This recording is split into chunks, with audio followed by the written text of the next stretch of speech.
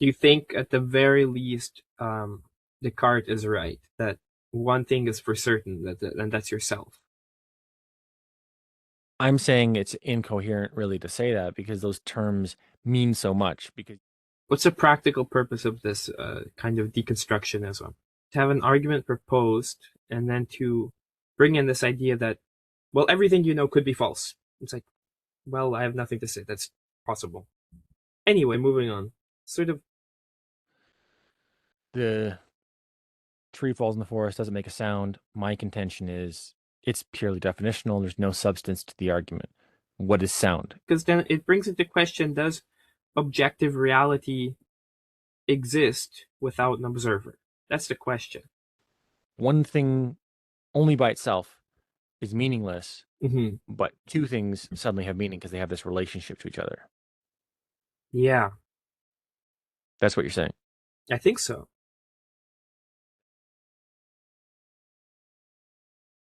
Okay. I mean, so you said I should start with my question Yeah. like in You had, response to or do you want me to like summarize my argument first? that would be great actually, yeah. Okay.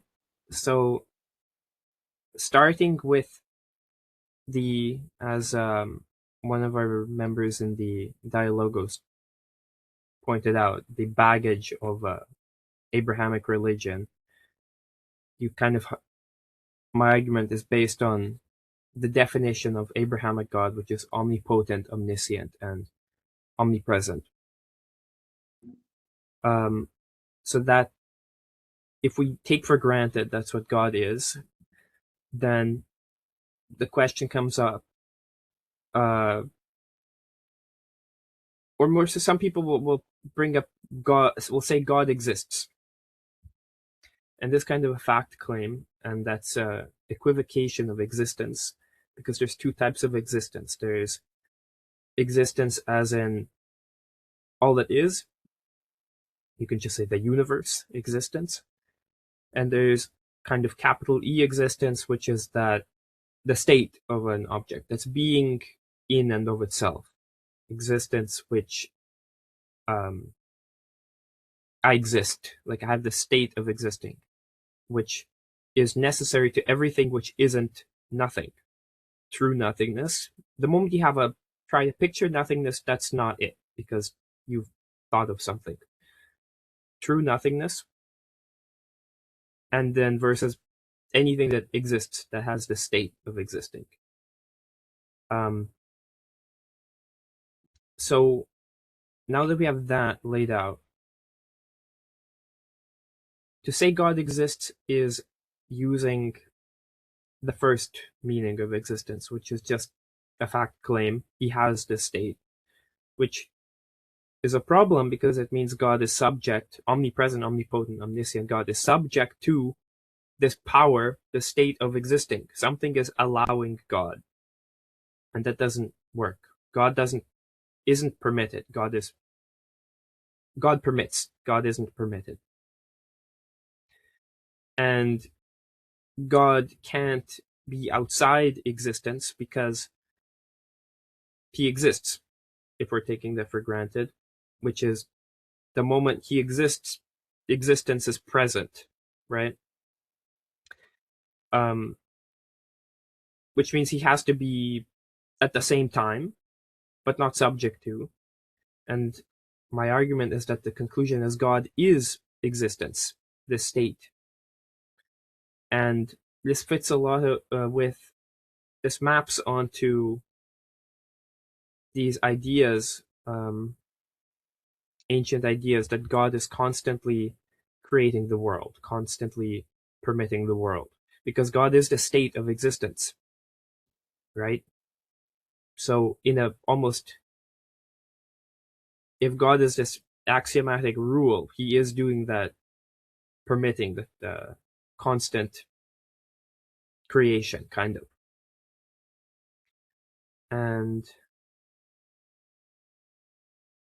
And then I sort of argue that there's two understandings of what creation is like, the beginning.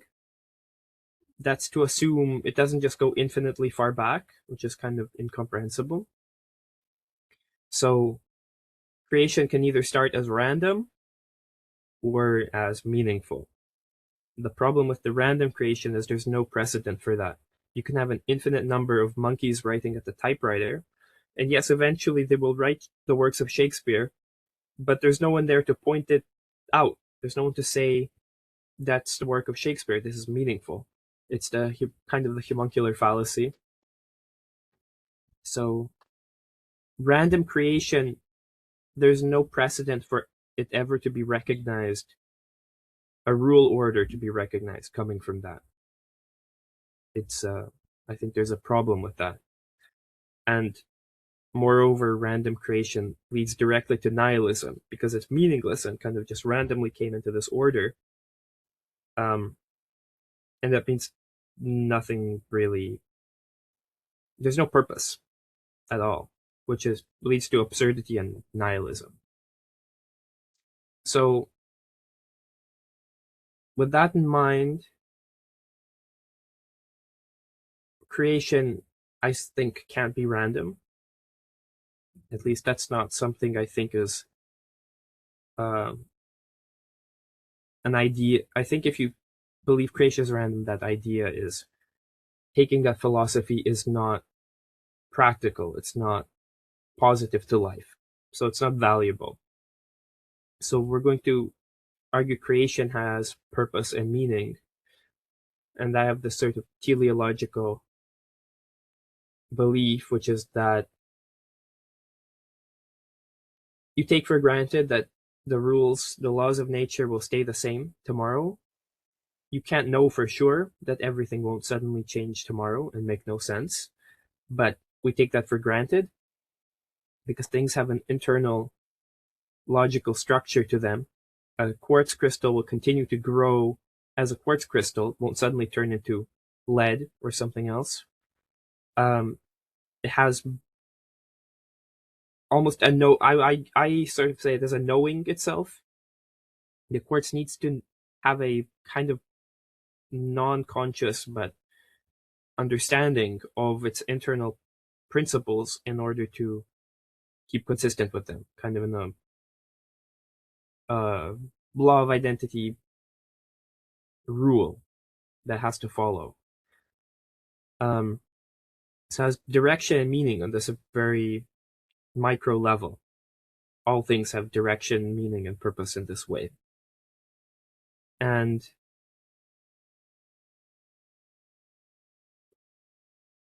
because we live in a transjective world, Dr. Vervaeke's idea that the subject and the object, the world, are in a relationship. The object informs the subject and meaning comes out of that. I think even a tree in a forest has meaning. It means something to the tree to fall over. This changes the livelihood of the tree. So there's always meaning, there's always a level of observation, and it means there's no homuncular fallacy. Because the problem with the absurdity of the proposition, if a tree falls in a forest and no one's there to hear it, doesn't make a sound, the issue is there's no observer. It's like monkeys at typewriters. There's no one to point out and say, a tree fell, made a sound, there's a forest, anything like that. There has to be meaning. Otherwise, it's not anything. And if the tree is conscious to some degree, then there's an observer present where meaning matters. So all of that kind of comes together into this whole.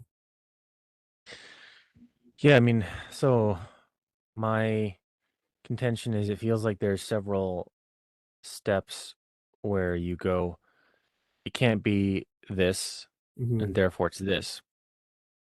The first one is at the base of like reality itself. So, being as a state of existence versus being as existence itself, and also sort of the time before time, where Mm-hmm. you outline the way it has to be in order for it to be coherent. I don't view these as requirements necessarily, and Mm-hmm. also the teleological um, thing. So it seems like you say that um, he has to be being itself because otherwise he would be a state of something else, and that he has to have sort of be. I think you're saying about time outside of time, and these are proofs for God. And so he also must exist because otherwise there would be no meaning in life.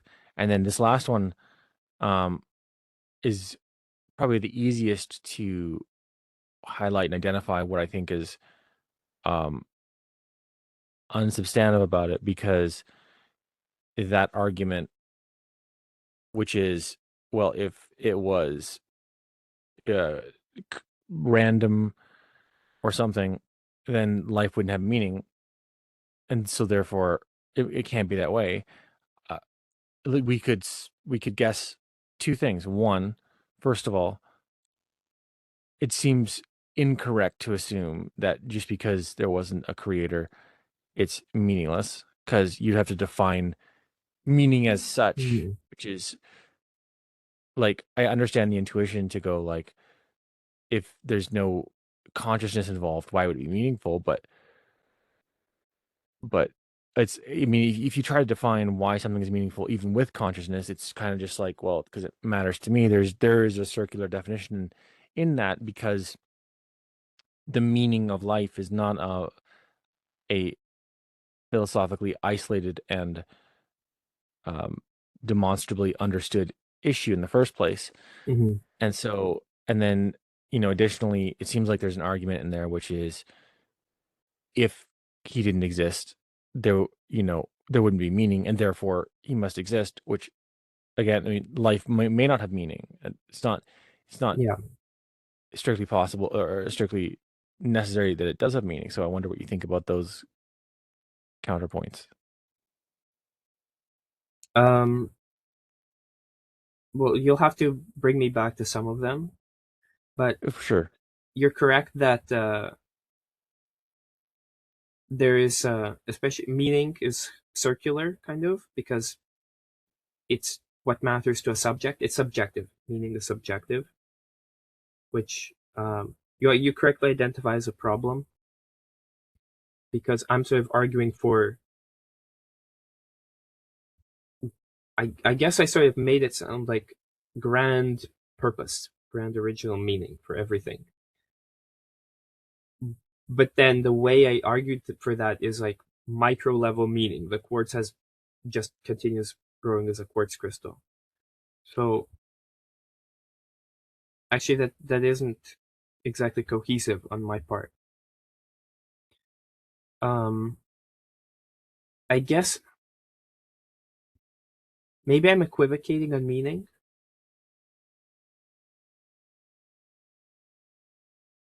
I don't know, because um, my favorite quote from Nietzsche: "There's no such thing as an eye turned in no direction at all." Kind of.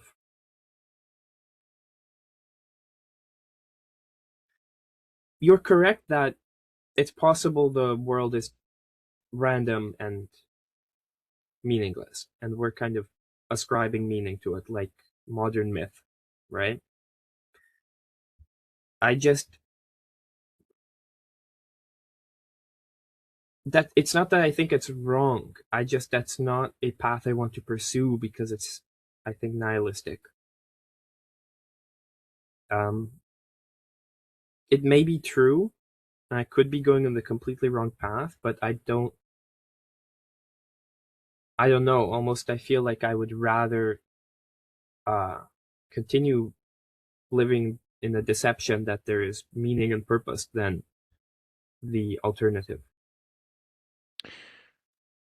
There's such an interesting state of mind because, um, like an analogy would be, let's say, eating junk food. Mm, Um, where there's a paradox where you may go like, somebody says to you, "Oh, do you want me to cure you of wanting to eat junk food?" You would say, "No, because I like it." But you're like, mm, "No, but what if I cure you? Then you would no longer like it." Um,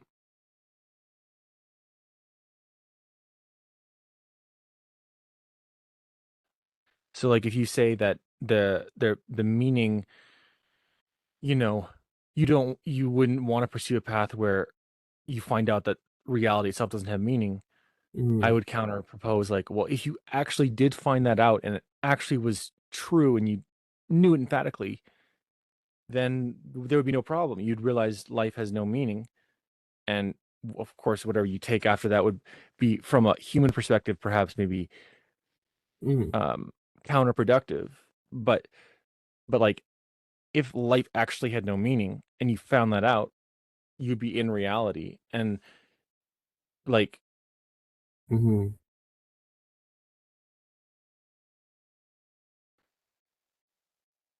Yes, you're correct. Um,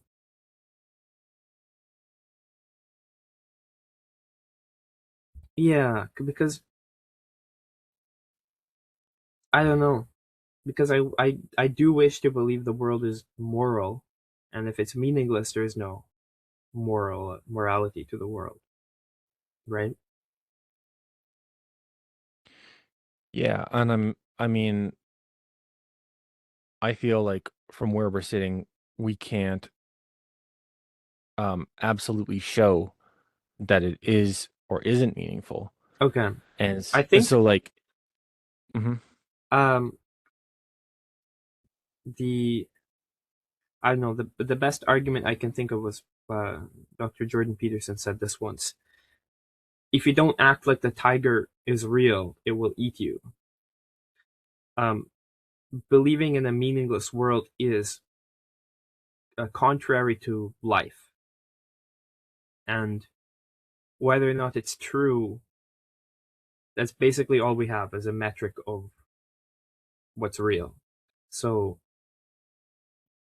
something contrary to life is, I think, I think there's a good case to discard it with it, despite the possibility of it being true.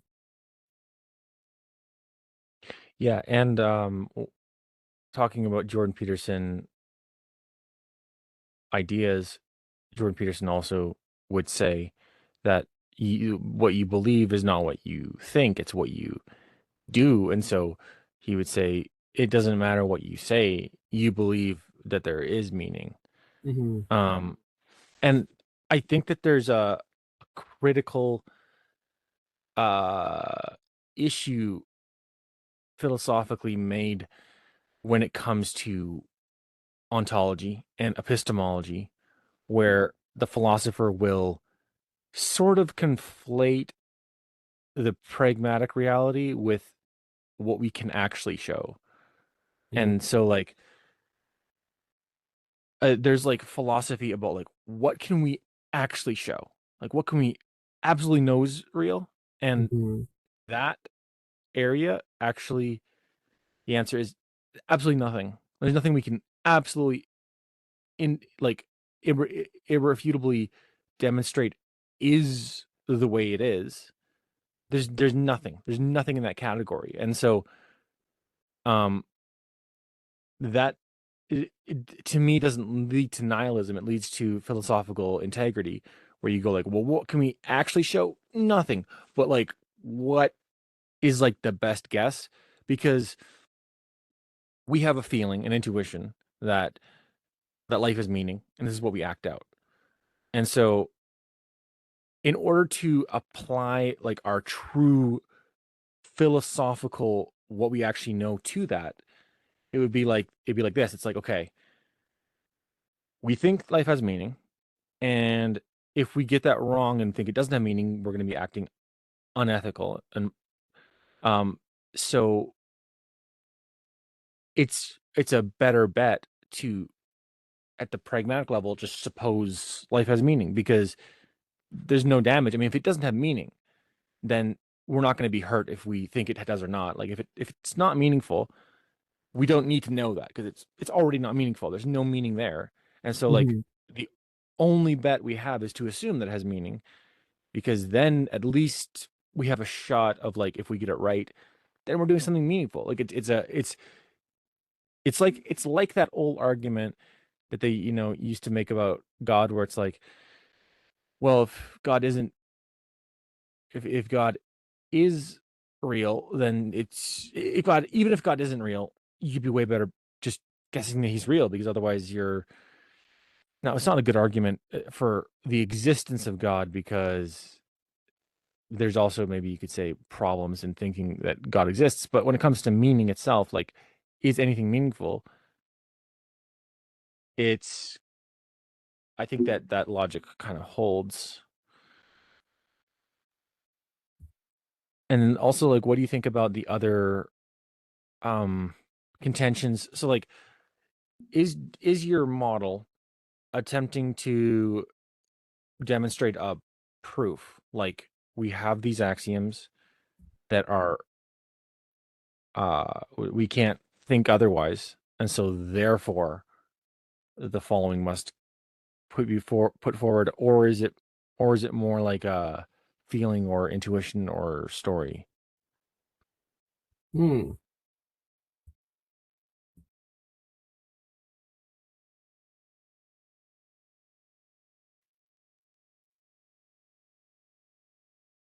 I'm not sure if I would phrase it as a proof. It's more, and I don't think it's, maybe it's an intuition, but I'm trying to back it up with kind of logically. So it's more, I think, just shedding light on what I think must be kind of true. But again, it relies entirely on um, the definition of Abrahamic God, this kind of mm, argument about God being existence, which is not verifiable. That's a It's true because the Bible says it's true. It's just circular. Which is fine if you take that for granted, but it's not bulletproof. It's not a fact in that way. And that's on purpose. Faith should not be fact based. Um, but and I'm actually not sure how my other ideas about creation map with this, because I do think creation can't be random. At least that's not a path I'm willing to go.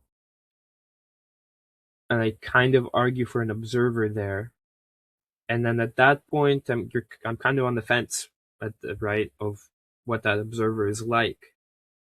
Um, and omnipresent, omniscient, and omnipotent kind of seems to make sense, but that might be a baggage preconception that's not justified.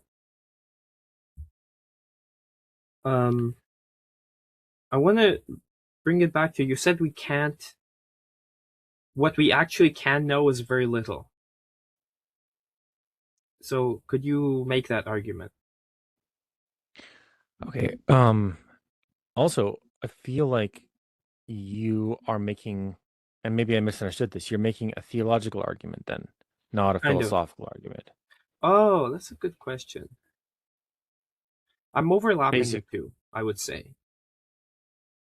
Okay, and then what was your question now? You kind of made what I think is a Kantian argument that we can know very little about what's. Oh, yes, yes. How do you make that case? Because I don't agree. Right. Well, it comes down to this weird thing of, like, actually being able to prove it. So I would prefer if we could, for one thing, show that logic is real, because it's and this is the way that one argues about that, because logic is something where when you think about it, this is the thought that any rational human has.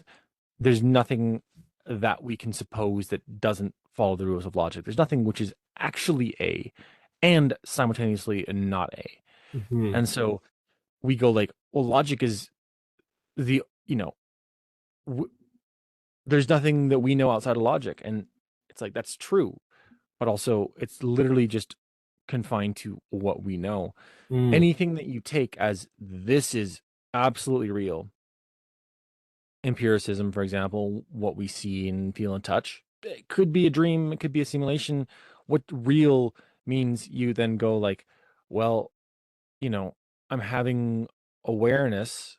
And I feel like the more you get to the point of saying, like, well, clearly there is something as opposed to nothing. The problem with any of these, like, you know, I'm just seeing there's something. Surely that is real. The problem is those definitions of thing and real are so ill defined that it's really meaningless to say anything from them. And so, I mean, it feels like something is real, is maybe a thing, but outside of that, to say anything about what it is isn't really something that we can do in philosophy. And I mean, you can give an example of something that you think we can actually show is real, like consciousness or reality, like the physical world, or Yeah. some Platonic form like logic.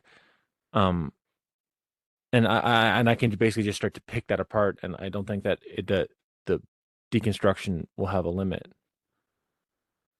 Well,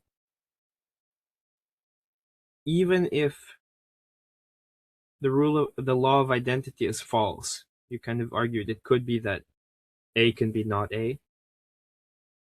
It's just incomprehensible to us. Mhm. This is I have to be very precise about this argument, because Hmm. the mistake that philosophers make is they conflate this sort of like what we can show with what we use. So if what you said is what I was trying to say, that maybe A is not A, then you can basically dismantle every single logical argument ever. You just go, oh, Hmm. you logically said that, but guess what? A is not A. But we can't do that. Like there's nothing coherent in doing that. And Hmm. so what I'm more saying is it's not that we can show any example of A not being A. So like when you say, I'm just being philosophically precise here. When you say, you know, that I'm saying that it's possible that A might not be A, I'm not really saying that. I'm just saying we can't prove that in like the entirety of ontology in all possible dimensions everywhere that that statement is coherent. We can't like prove that because Ah, we are not in those places. so it's unfalsified. Yes. Uh-huh. Well, I mean, again, that falsified relies on A being A. It's like that. It's post logic. Falsifiability is scientific, which goes downstream of logic, and so that term itself can't be really applied because it's very specifically located after logic, and so Um, so there's an error to say that we could encounter A being not A and that falsifies the law of identity. That's like there's a mistake in this statement. can you say that again? To say we could encounter A being not A and A at the same time, and that would falsify the law of identity. Like there's an error in this statement or not. We so yeah, so you're saying it the other way. I thought you were saying falsifiable in terms of like um right. I mean, I'm not sure how that would necessarily help us though, because like if we could find that, then we would Hmm. know that, oh, like actually logic isn't isn't real. It's Mm-hmm. sort of a construct. We would know that. And that would get us to the point of not knowing more, but kind of knowing less in some sense, because we would then go like, oh, well, what is real? Like, because the original question was, well, what can we know is real? So if you pose that to me now, and we had proved that logic wasn't real because found an example of something which was Mm-hmm. itself and not itself at the same time, my response would be even more emphatically, we can't prove anything because finding that example of something just opens the category up more definitively as opposed to being a bit more ambiguous. Do you think, at the very least, Descartes is right that one thing is for certain, and that's yourself? I'm saying it's incoherent really to say that because those terms mean so much because you say, you know, what is yourself? And like any conception of like what that is I mean I don't think Descartes' statement is uh at the cutting edge of philosophy a valid statement. I think therefore I am. What is think and what is I am mean? These terms rely on some. So, um,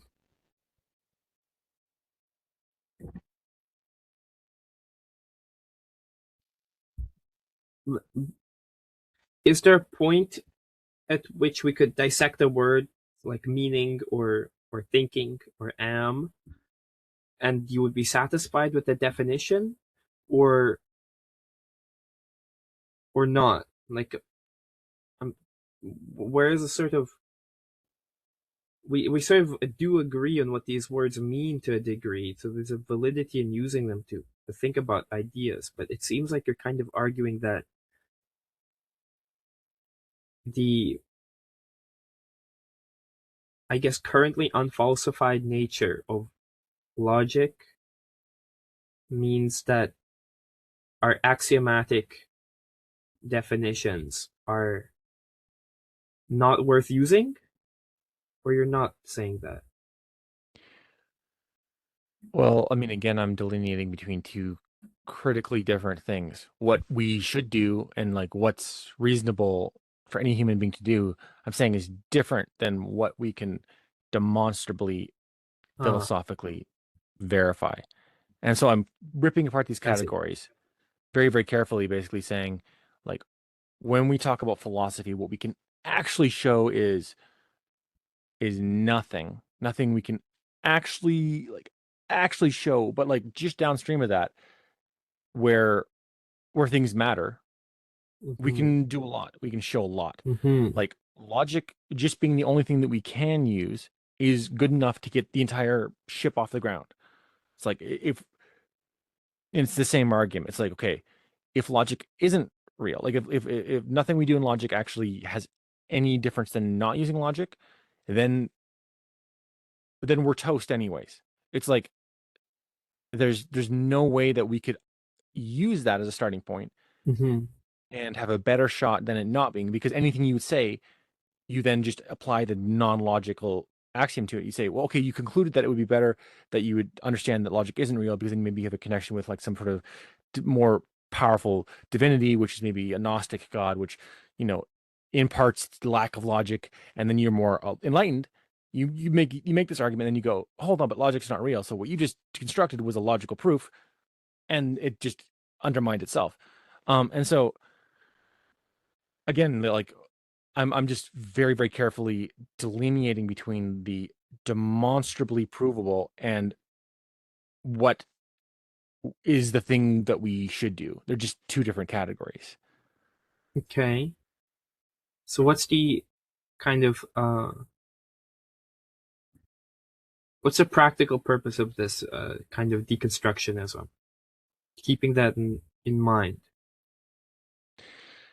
Yeah, the practical purpose of it is that basically, um, in philosophy, if you don't do this correctly, what you then end up with is false conclusions.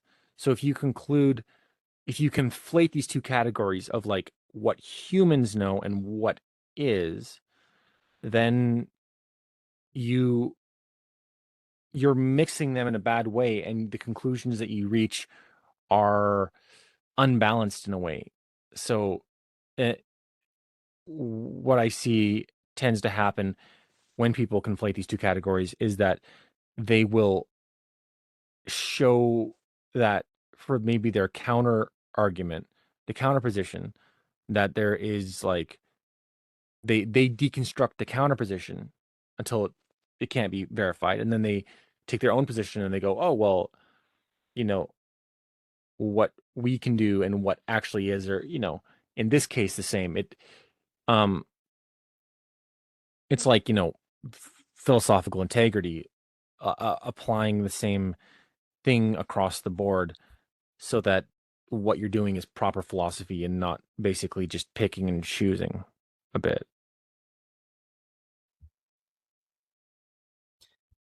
Um, maybe I'm not understanding, but it feels kind of just like a deconstructivist regression to kind of say to have an argument proposed and then to bring in this idea that, well, everything you know could be false. It's like, well, I have nothing to say. That's possible. Anyway, moving on. Sort of, I don't, I guess I'm okay with saying that when I'm articulating ideas about what I think truly is, that truly is still limited to our capacity and what, so it's not like capital true capital is. Um, I guess because capital true capital is kind of incomprehensible and impossible. So I don't know what the value is of bringing it into conversation. I appreciate you bringing it up here because I hadn't exactly considered this, but going into the future, the sort of practical use of this radical deconstruction kind of feels like a dead end, impossible, and it doesn't seem like you're even interested in reaching that dead end and sort of saying, well, nothing you know can be true, so therefore this conversation is worthless. You're not doing that, right? Yeah, I think maybe the purpose of it actually is to know where the starting point is, because the deconstruction I'm doing is actually to more strongly have a place that we start from. When I deconstruct philosophy and what it can actually show outside of human experience, um, that is to demonstrate that that's not a place that you can stand on at all. And therefore, the argument that I laid forward before, the place you need to stand on is what we have any reasonable shot of doing. So Mm-hmm. once you deconstruct all of philosophy, you end up in the, maybe you'd call it the pragmatic camp, maybe you'd call it the transcendental camp, where you start talking about things that are the only sort of thing that we can do. Um, and that is the starting point of thinking. So when it comes to logic, I now have a starting point where I say, yeah, we can't actually, outside of humans, know if it's real, but what we can do is know for humans that it's the only thing we can do. And this is the strong position to start on. Um, and I think it's really important to make this clear distinction, because otherwise, like, you're conflating categories, because like this, like what I'm describing is the way it is. We can't show it's real, and it's the only thing that we can do. Therefore, like, we should definitely do it, because there's no hope. And again, in my argument, there's no hope in not doing it. And so, like, this is the starting point of where we are at, because like you're making arguments outside of, you know you're talking about arguments about before time, outside outside of being itself. So you're talking about, it depends. So it depends again what category you're talking about. You said it was a mix of philosophy and theology. Because if you're talking strictly about philosophy, what is outside of the human experience is something that we can't really say anything about. And so it seems to directly relate to this level of analysis because, you said, what are the things outside of humans, right? As far as meaning, time, and being itself. And I'm saying we can't know anything about that. What we can do is know about our thing. And so what is the position of your argument? Is it theological or is it philosophical? If it's theological, I can shelve all this and go like, okay, no. We can start from a point of uh, a Abrahamic God being real. But if it's philosophical, I would have to say it's not a valid thing to make any claim about things outside of the human experience.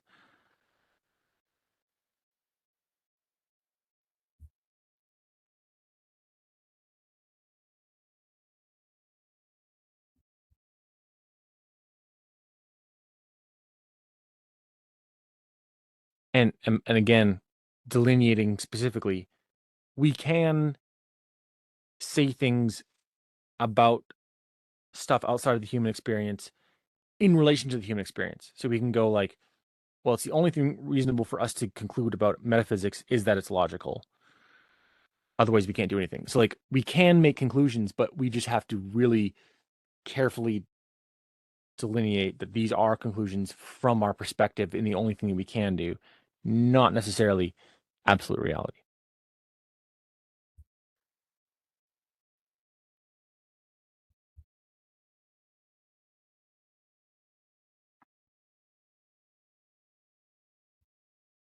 Hmm.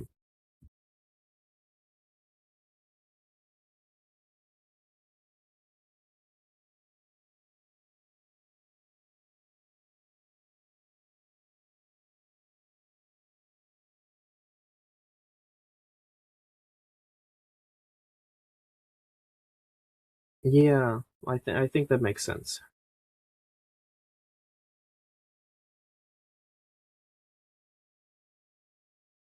It's sort of like a bridge, then I think for us to start talking, it's a bridge that we can really solidly.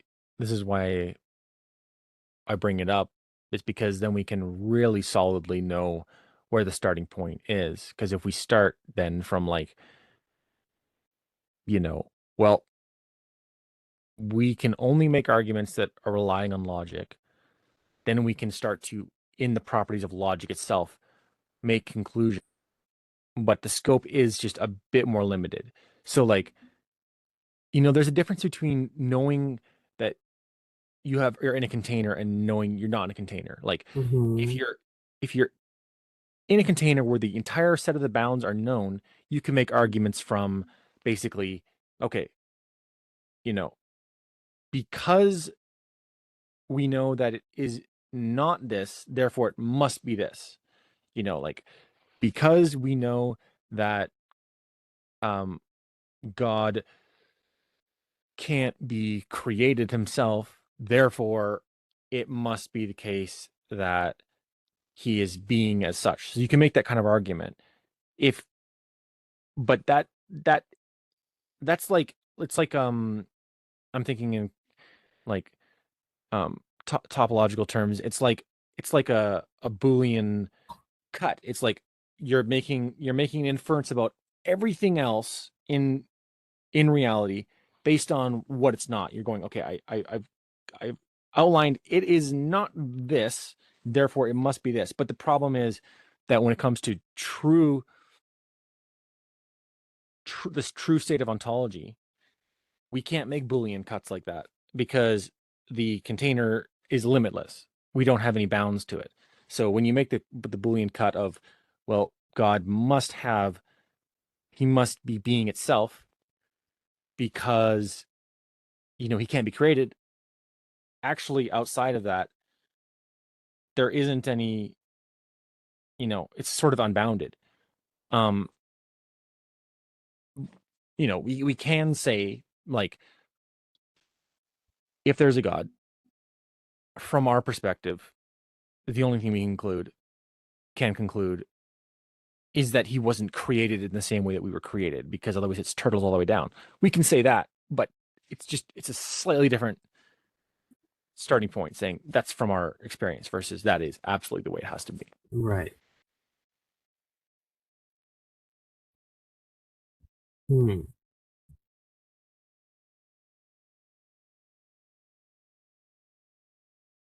So if I was to,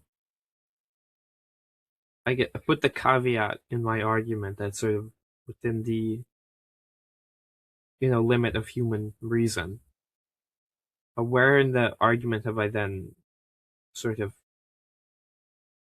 incorrectly, like, made a mistake there, like exited human reason?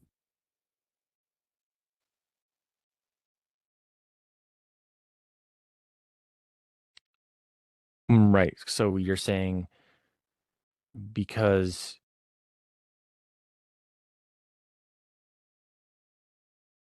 he's, you know, non-created from our Hmm. perspective.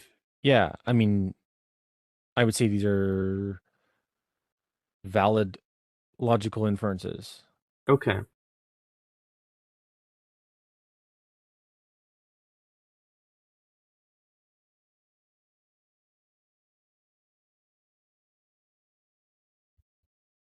I'm gonna have to sit on that for a while. I remember you had more an issue with the tree falling in the forest analogy.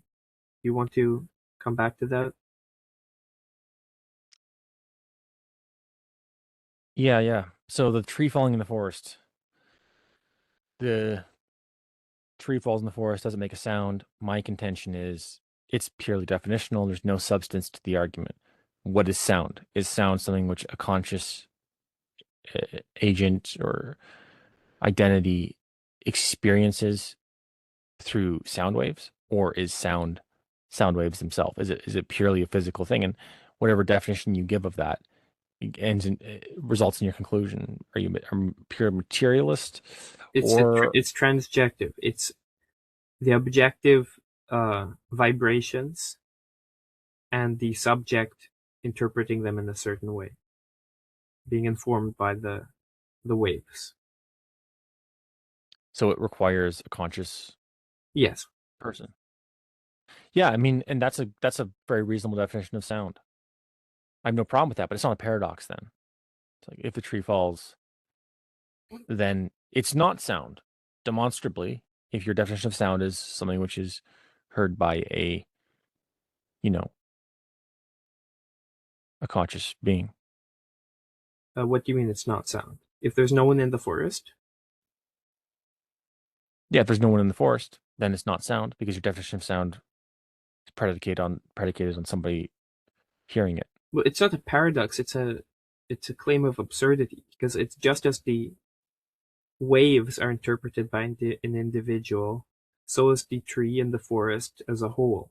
If there's no individual, no subject there, it has no one is interpreting it. It has no meaning at all. The That's absurdity. That's just right. Yeah, but the classical presentation of this philosophical paradox, then it becomes trivial because if you go, the sound is the same level of real as everything else, then why would you even bring up the tree falling in the sound? You could just ask more simply and more directly. If there is a tree and nobody's there to see it, is there a tree? And Right. because It's it's the same thing. so like, yeah, I mean, and so the or then the is the tree falling in the forest making and nobody's there to hear it, does it make a sound? When it, by being trivial, it basically becomes an uninteresting thought experiment. And then you go I don't down to think the it's level of, trivial. I think the whole elaboration with it falling and making a sound is just to bring a bit of humor into it. But really, if there's the question is, if there's a object and there's no subject, is there an object? That's kind of what it boils down to. I don't think Yeah. it's trivial. Well, like trivial, I'm not meaning it in a colloquial sense. I'm meaning it in the Mm. strict philosophical sense, which means it doesn't add anything very important to the system. That's what I Mm. mean by trivial. So like when I say it's trivial, it's because like you have said that it doesn't the tree falling is like more like a humorous, almost like a Zen koan of getting you to think outside of it. Hmm. But in strict philosophical terms, you would call it trivial. Okay. Um, Um, I'm not sure still, because then it brings into question, does objective reality exist without an observer? That's the question, right? yeah, I think that's an important question. I don't think it's clear. It's based on if object and no subject, is there object, right? yeah. I'm not saying that's trivial. Right. Okay, so that's kind of what I want to talk about. Yeah. Um, if there is no object Object. and yeah, if there is no subject, is there an object? Yeah. Um, It, again, I think this gets down to like it's really the core of it's the base of philosophy, these kind of questions. And I think that basically one just has to make a I was gonna say, I mean, again, a delineation between what actually is and what we can know. But even in the realm of like what we can know, I don't know how you can make any really strong statement other than a circular self-referential one. So if you say, yeah, if there's nothing there, then there's no human meaning to experience it. Therefore, its meaning is, like I was saying, the definition of trivial. It doesn't matter that it's there, and so it's actually, sort of the same. finish your thought first. Sorry. Yeah, I mean, I guess the point I was just making was that, um, like, yeah, any, it seems like any philosophical argument that says that it's not there if it's not observed, it bases its argument on it's circular, like the importance of things just being in relation to humans in the first place. So it's there's no new Right. information. Okay. I think this is precisely where I've actually grounded my argument, which I think why your um, elaboration on what we can actually know felt like it was throwing me for a loop. Because I think I actually kind of addressed it and it went under the radar. But I could be wrong. Tell me if I'm wrong.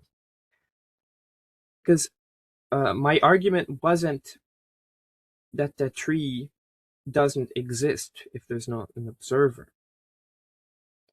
It's the same, actually, as the infinite metaphorical monkeys at the typewriter. It's not that Shakespeare doesn't emerge. It's that there's no one to point out that it's Shakespeare.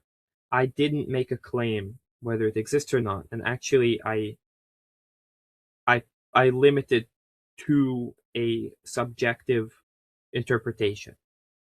I actually did avoid the question of whether the trueness of it.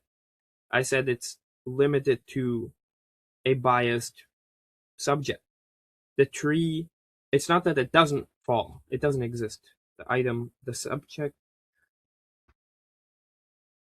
right? It's so to break it down, it's not if object, but no subject. Does object exist? That's not possible to know. It's object now ceases to have meaning because meaning is subjective, right? Meaning is purely within this what we can know. That's meaning, right?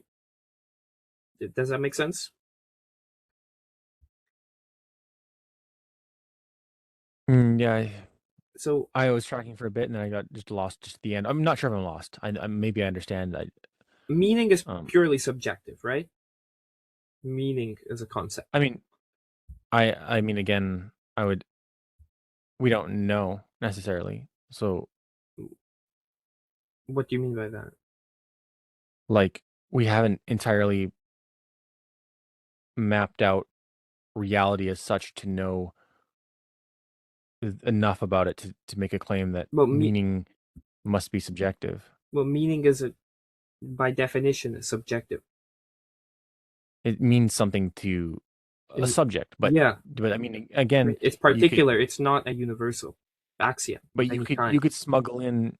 I think this is what I did in the conversation before. You Oh, could smuggle in meaning as it means something to something else. If you like a ball crashes into another ball, that ball meant something to that other ball, even though there yeah, was actually. no, everything in matter could be defined as the subject. This is the kind of argument where Mhm. you start to say that consciousness is sort of Ah, everything has a bit of consciousness in I it, and it's was just that doing humans that. have more. Yeah, I was doing that.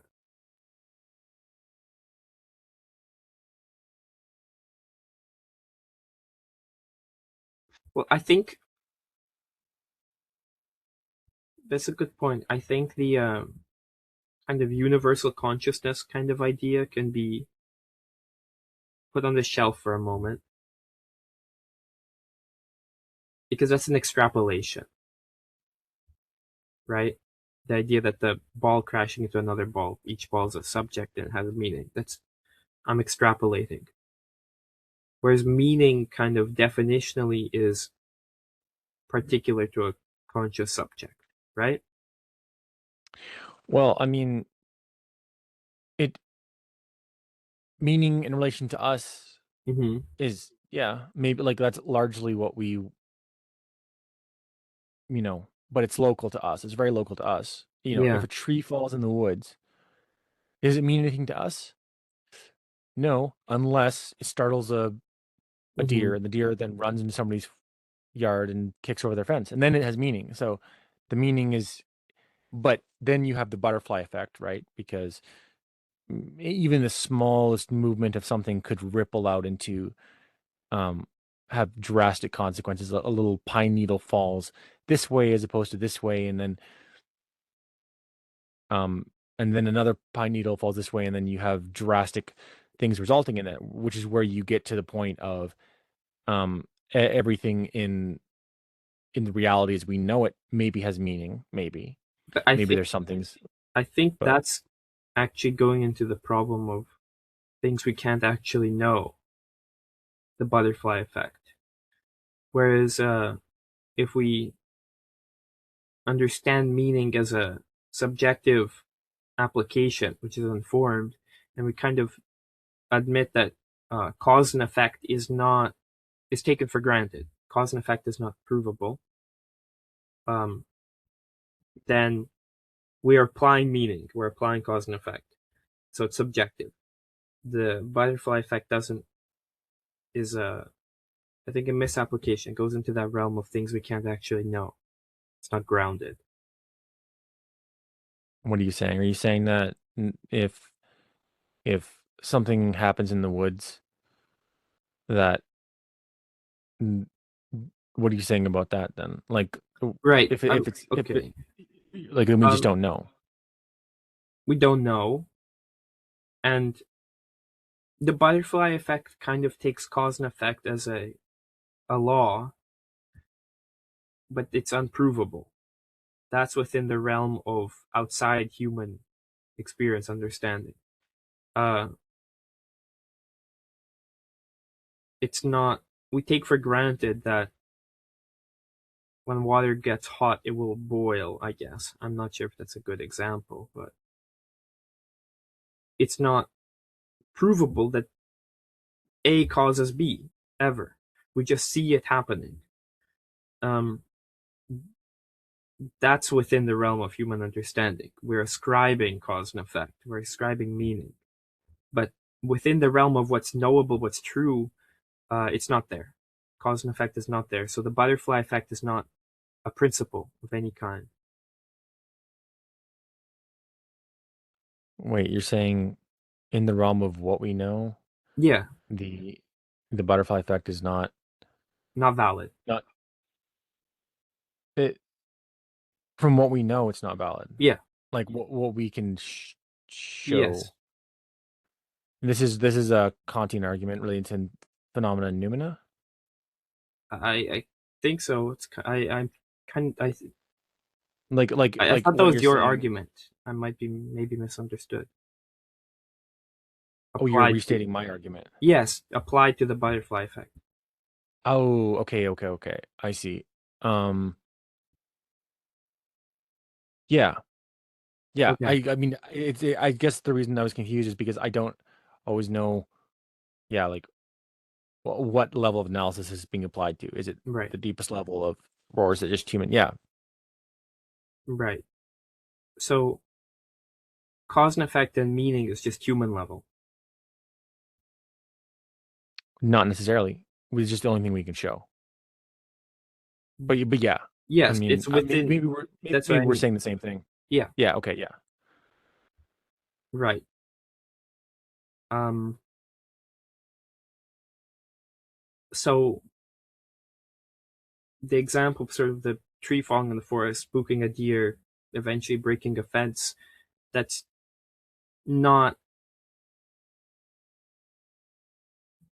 That's not valid. That's outside kind of human capacity because the human capacity will just ascribe cause and effect to the deer. We don't. We won't know all the previous steps. Um. And Well, when you're talking about what we know versus what's outside uh, of what we know, it doesn't seem important to specify these examples of the deer in the woods or the water boiling because it's not that specific thing that's not knowable. It's everything. mhm, yeah, Like there's not much work to be done in that pre-human area per se. It's yes, just important to recognize that it's there to then do proper philosophy for what we have. Um, and so I think what you're doing is you're being very philosophically having high philosophical integrity and saying, okay, what is it that we actually know versus what do we not know? And I'm just saying like the yeah. Um, also I find you have a really high like uh level of ability to immediately track these perhaps to you novel philosophical arguments. Like it's a compliment. I would say generally um I don't find people take the argument and then immediately sort of apply the logic. mm. So I think that's just I feel you have a very solid method of doing philosophy. Oh, thank you. Like you have a very like honest approach to it. I hope so. I feel like sometimes I'm still doing the lawyer thing where I hear what I want to hear and just respond to that. But I try not to. Doesn't seem like you are, yeah. Okay, thank you.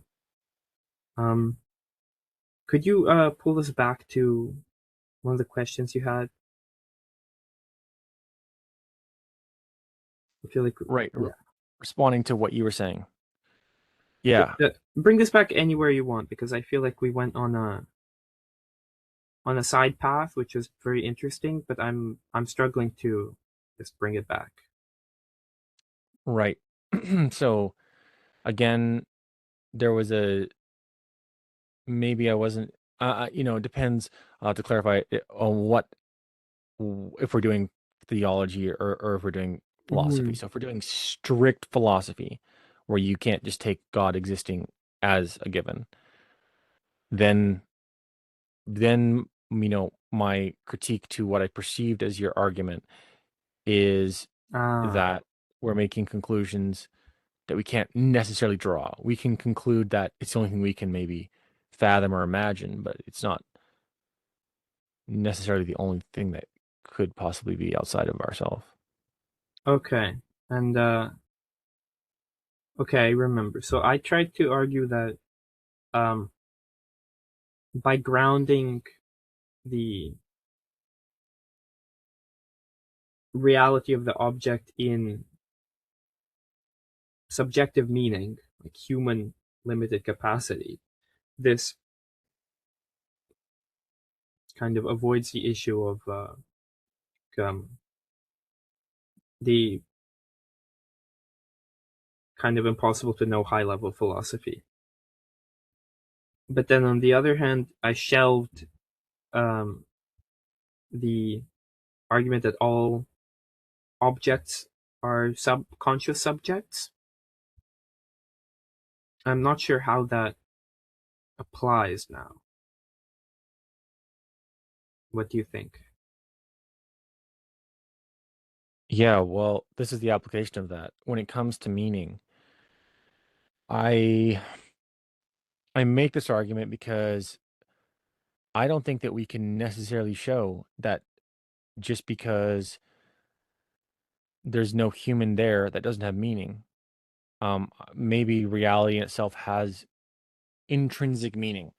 So, and the reason I think this would be sort of optimal, this would be better actually, in my opinion, if things were just meaningful. So nobody's there. There's Mm-hmm. literally just just like atoms colliding in the void. If that's meaningful, it makes everything more meaningful. And so this idea of you know, the meaning of a ball being the other ball that collides into it, the application of this to the broader scale of philosophy is that, again, to clarify, my point is that we can't necessarily show that meaning is only derived from conscious experience with the physical world. Um, you could argue that basically consciousness itself could be entirely a product of the physical world, not in a reductionist way, removing that romantic essence of consciousness that we like to think of it as like free will and this like no, but more to say that in material itself, those building blocks exist so that when it's constructed in the right way, we end up with these higher order conscious functions. Um, the the implications, and I'm not saying we can show that this is the case, right? We can't show that consciousness is the only way there's meaning, or that there can be meaning outside of consciousness. We can't show, but if we at least like if it does happen to be true that meaning can exist outside of human experience, it I think reshapes maybe how we would do ethics and morality, because we can then say things more emphatically. We can say that for example, making music is important outside of even the thing. It's like it's a conscious thing engaging with meaning itself, because music is, we could maybe define meaning as like the more meaningful something is, maybe the more things there are. If we just give it a Mm, quantitative definition, right? okay. Which then leads to a real out on nihilism, because the nihilistic person says like, why does it matter if I get a job or I participate in society, because nothing, like there's no those, or why does it matter that I make music? This is a better example. Why does it matter? Because it's just notes floating around in space. It's only meaningful because we think it's meaningful. And so this argument would say like, well, it could also be that it's literally just meaningful in itself. Mhm. Um, I think this will tie in. I don't want to tangent. I think this is the on the same issue. I had a conversation with a friend recently, and I was arguing for kind of universal consciousness in this way. And he was saying, let's kind of take for granted that we're within, you know, human capacity. We're not doing pure philosophy. We're applying logic, right? Um, so he was saying there's kind of three rules, three axioms. That's the law of identity, like three tautological axioms: law of identity, consciousness, and existence as a state, being. I think that was it. And I was sort of kind of having difficulty with this because, well, first of all, I have a kind of gut emotional feeling that tautology is a problem because something defined by itself feels just unsatisfactory, sort of. So I was wrestling with this, and it's kind of an impossible problem, I think. But I was arguing that the law of identity needs to apply to something which exists, and for it to have an identity, meaning there needs to be a consciousness observing some capacity. So they're kind of enabling each other, and each is defined by itself. Consciousness, there's no definition, we just consciousness as an axiom, existence as an axiom. Because even saying existence is that opposed to which is nothing, nothing is impossible, is circular. Because saying what's impossible is nothing. So nothing is circular, and existence is just the lack of that. And right, I was struggling with this. And then I posed this question: imagine a world of just rocks, right? Just rocks, which is kind of funny concept. It's not even rocks in space, just rocks. Is there meaning in this world? What are your thoughts on this? Yeah, the whole broad overview framework of how I would say this question should be approached is we can't know. Brian? Or at least we don't know. We don't know if there's meaning in that space. So, and I mean, that's really what I would derive my philosophy from, is that we can't know, because it's more than just a sort of hands off, we don't know. It's saying that if you were to presuppose that there was no meaning there, you'd be making a mistake. Right. And if we apply like human level logical principles, so we're gonna, because I think it may answer human questions, right there. Now, under that lens, let's assume we can logically extrapolate something to answer a human question. Is there meaning in this world of just rocks? Is it even a helpful question? Right. Can we extrapolate even at the human level, Yeah. from logic itself, that there is meaning at that place? I mean, again, I don't think we can, because I don't think that we have a solid definition of what meaning it's like consciousness. It's like something that we have this sense of what we want it to be, but to actually philosophically define it is not so easy. Because in philosophy, people will argue, as far as consciousness goes, some people will say it's an emergent phenomena, it's not a real thing, and some people will say there's a dualistic consciousness, is like, is like agentic, you know uh, matter experiencing physical matter. What do you And mean by so, agentic? like, free will, Okay. like this sort of ability to have a personhood. Okay.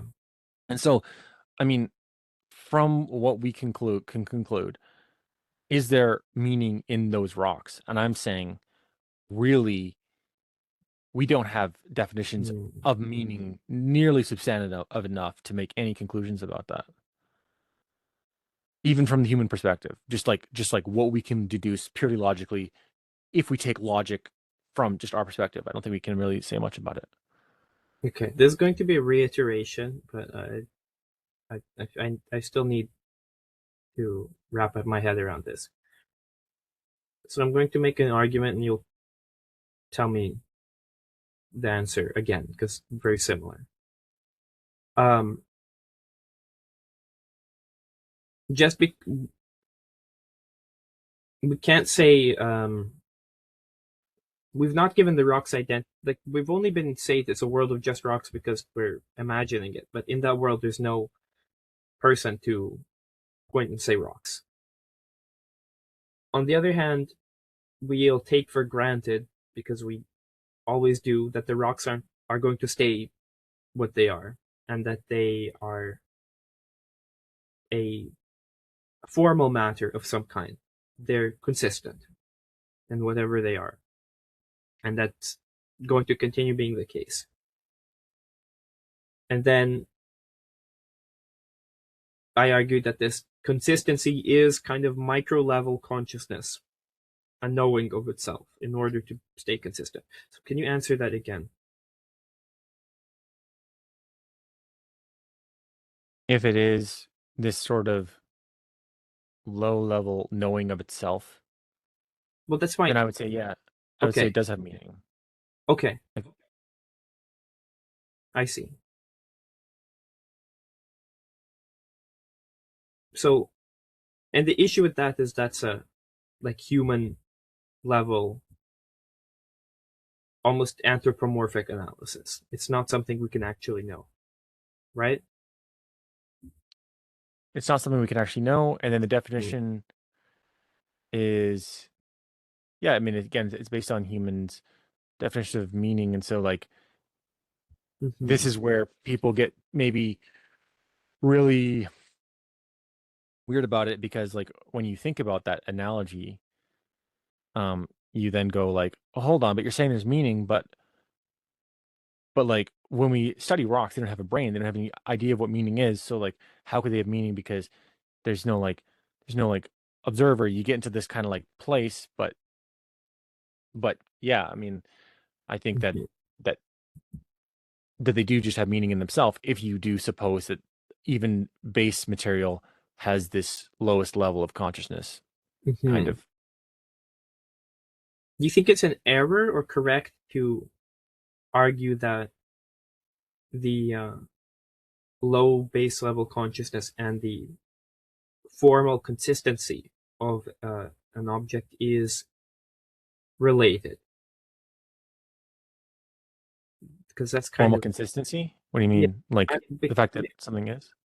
yeah, that it's not randomness, it's not nothing, and it's not going to change not in accordance to those principles already, right? Like I'm extrapolating that consistency is enough low level kind of uh, self observation and meaning to be this low level kind of consciousness. Is that fair? What I'm doing? Hold on. What is it you're doing exactly? You're saying that that is the way it is, or that that's a possibility? Um. Okay. So I'm arguing for granted the law of identity, right? It is what it is, and it's not going to change. And I'm arguing that an identity is a subjectively applied thing to something which exists by a consciousness, an observer. That, Yeah, that man, it's I don't know how you can. self-referential. I don't know how you can make that conclusion that identity is only a conscious overlaying of reality.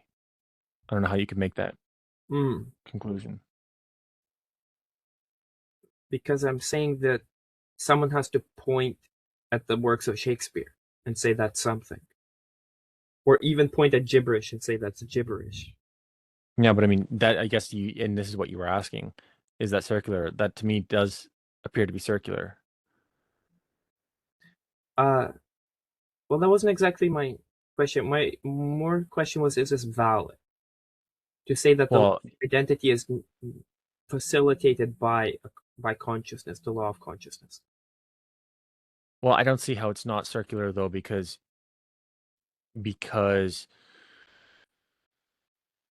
imagine a world where there's no humans and Mhm. there's a rock. Is the rock there? There's no humans? Well, like materialistically, it's still there. It has that identity. Um, and so if you're saying that identity is only that which humans overlay on the material world, um, then you are presupposing that it's what's it called? It's begging the question. It's That's you're saying that it is mm, that way because it is that way. That you're saying, well, identity is that which is perceived because identity is that which is perceived. It's like a tautology. um maybe I you kind of put that the wording there of a human observer, which I think is not necessary in my Oh, I thought you were talking about human level observer. So you're talking about that base level consciousness. well,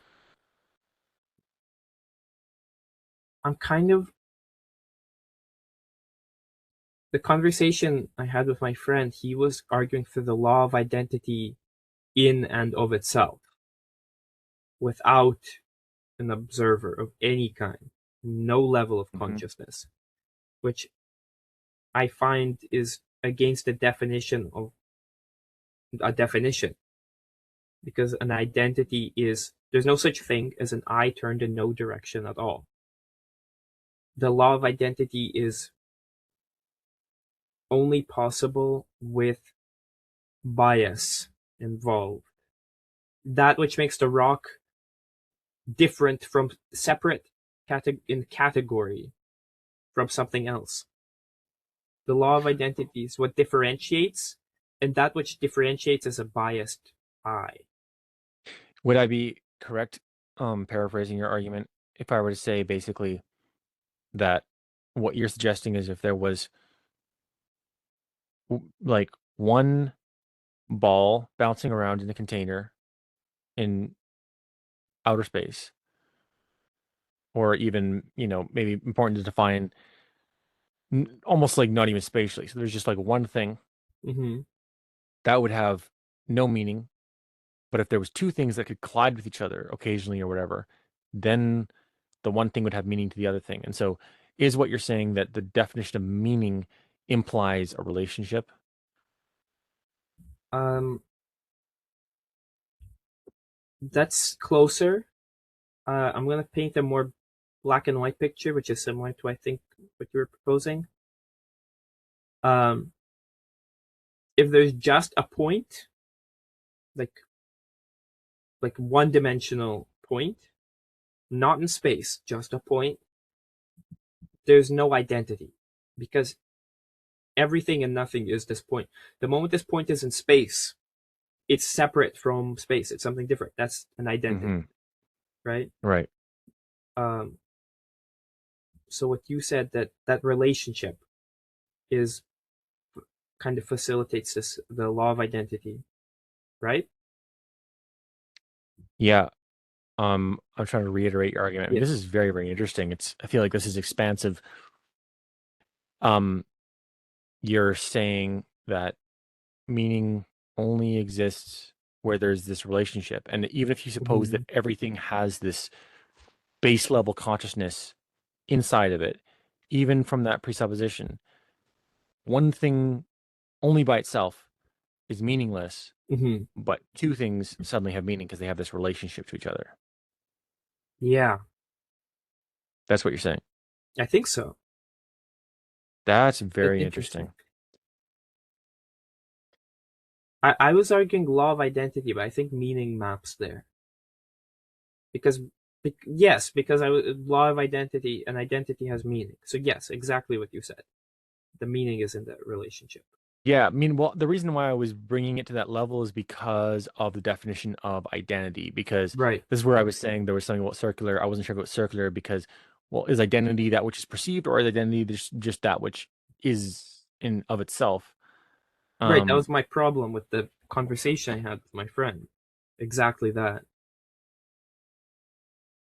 Yeah.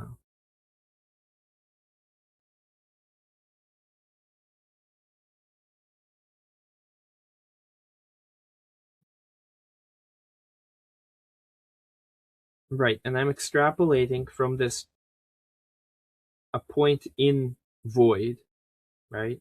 Where a relationship is present, necessarily base level consciousness. Is that a valid extrapolation? is a point in void base level consciousness? Now, this is where what I put forward is that we don't have any way of knowing, Right. and it's possible. Like within human understanding, is that a valid, like logically valid extrapolation? Yeah, it's a logically valid extrapolation to suppose that it's possible that's true. That's possible that one point in void is base level consciousness. It's But not. is it equally valid to say it doesn't have to be base level conscious? Yeah. That's a kind of issue because I'm having because I'm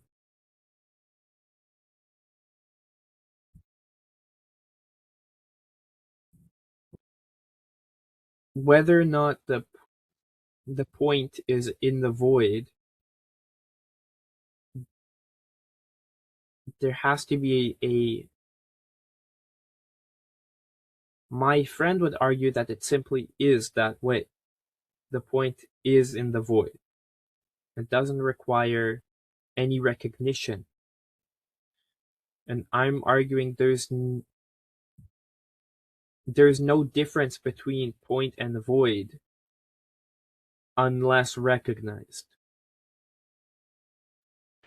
Yeah, this is where I think it gets down to the level of again the argument that I made at the very beginning, the difference between what we can know and what Mm-hmm. actually is very important right here because your friend is arguing rightfully a point in the void just is. Mm-hmm. And I think that that is true at the level of like our understanding because um everything we understand about ontology, that's our experience with it. It's sort of a asymmetry in what we experience. So we experience a ball in the woods just is, this is, Mm-hmm. very, very broad. And I'm doing this on purpose. I'm saying like our experience of what is has this, it is no matter if there's a person there because a ball's there, and you go, there's nobody there to see it. And you go, but it just is. Well, how do you know? Well, because many years later, somebody came across it and they found a broken ball. So it must have been before because there was this Mm-hmm. causal chain. And so that's where I I like your friend is dead on correct to the level of human perception, but outside of that is where it gets tricky, where you can't really say a thing is because that's where the law the even the laws of identity you can't demonstrably show them to be true. Mm-hmm.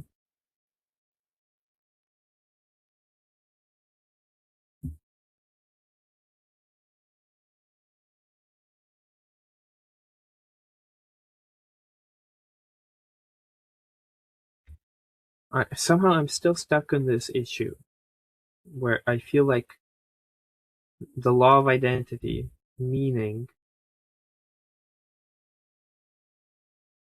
can't just be without base consciousness. Because base consciousness is what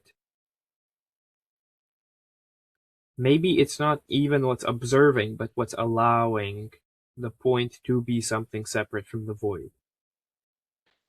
But Well, I'm not sure I'm comfortable saying it that way. yeah, when you say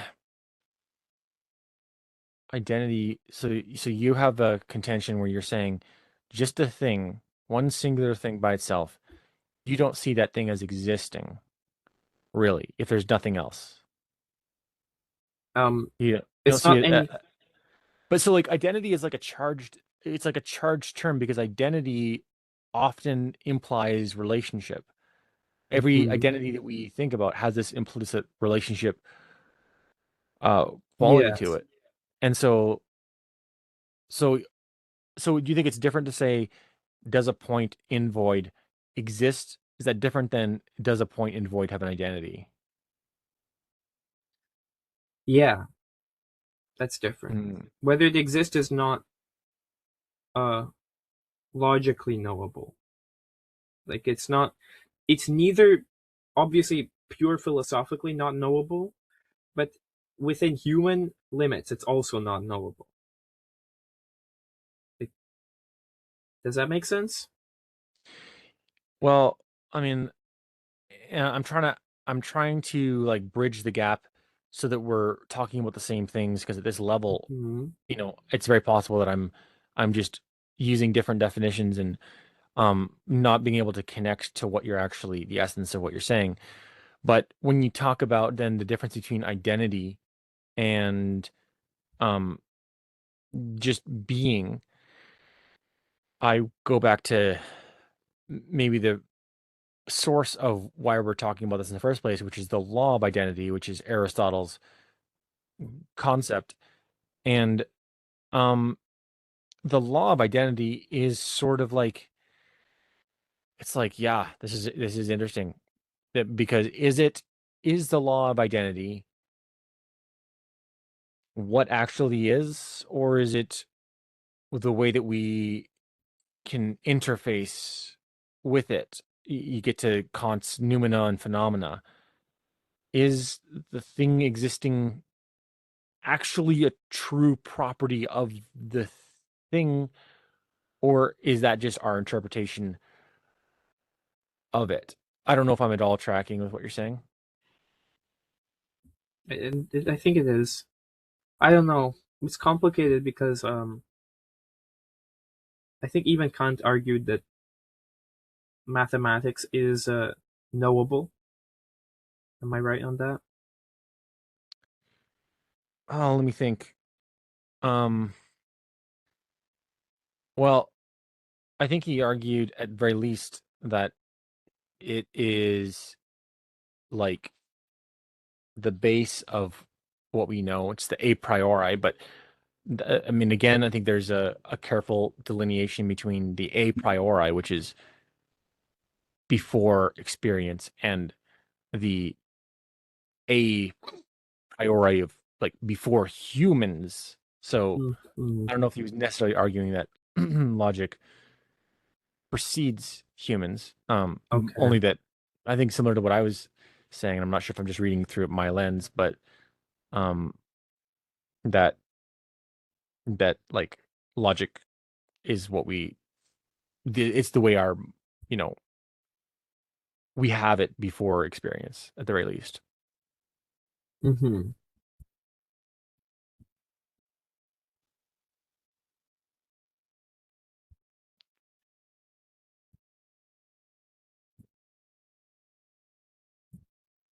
Well, I don't know. In that case,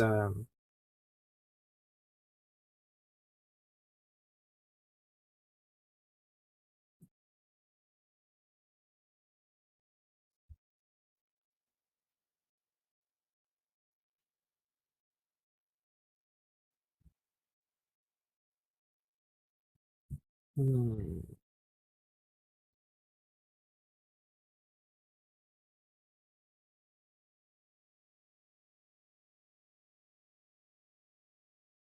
But then doesn't this idea of pure philosophy, uh, isn't it self-consuming?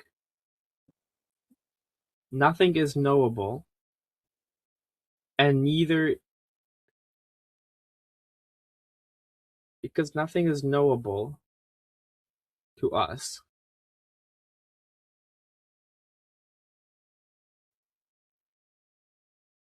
But that's not exactly it. So would you argue that there is a true plane of existence, a noumena?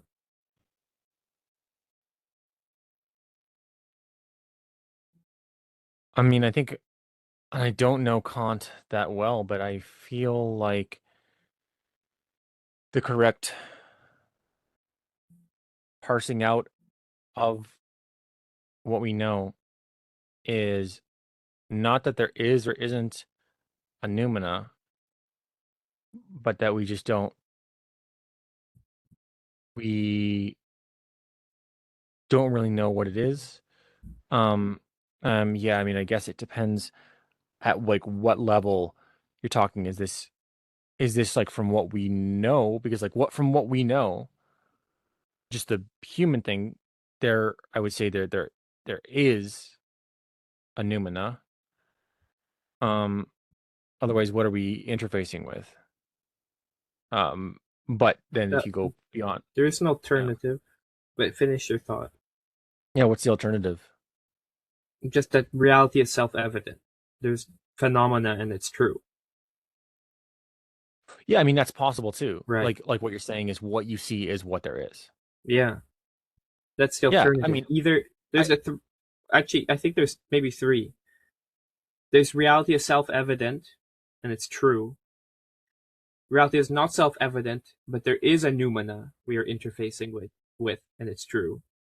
Or everything is unknowable and there's noumena neither is, when it's possible we're interfacing, it's possible we're not. Like total, I guess, blindness, which is what seems to me self consuming, because it's both, it defeats both itself and what is visible to us. yeah, I mean, self-consuming again at the level of what we know. There's nothing we can argue from that absurd position. Literally no Right. conclusion. And so it's like, well, you just have to kind of put that on the shelf and basically never look at it again. Is it true or not? I'm saying at the very beyond even human experience, we don't necessarily know, but from human experience, there's nothing we can do with that. It's Okay. absurdism. And then also to clarify, I feel like I could be wrong, but I feel like Kant, eh, I feel like he must not be saying that like that noumena is necessarily distinct from phenomena, only that we can't demonstrate that it actually is. So the two things you outlined first, that what you see is what is.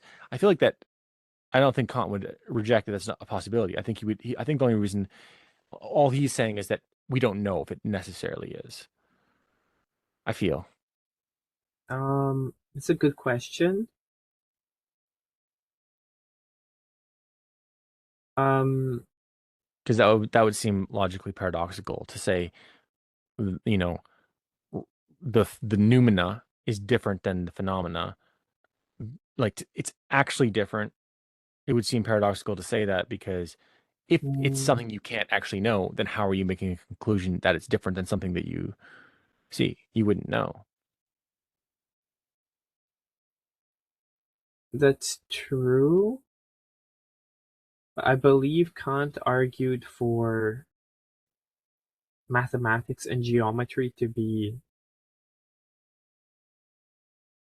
well, no, they were just principles for knowing phenomena, really. I don't know, it's because Kant, I haven't read enough. I've read some. Uh he does sort of, I think, make the argument that because you were born with a limited number of colors you can see, for example, you can't suddenly learn to see a new color. You are intrinsically limited, and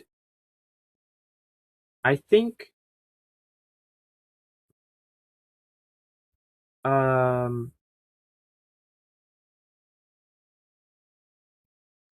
well, we know some animals can see more colors than we can. I guess maybe we're conceptualizing that wrong, but that's how people phrase it. In that case, there is an argument that we are the phenomena is not the noumena. We're not interfacing with a self-evident world. I don't think Kant argued for a self-evident world as a possibility. Maybe he did as a possibility. I think that's another Interesting. issue because we haven't read enough of Kant, and he's very challenging to read. Right. So that leaves us with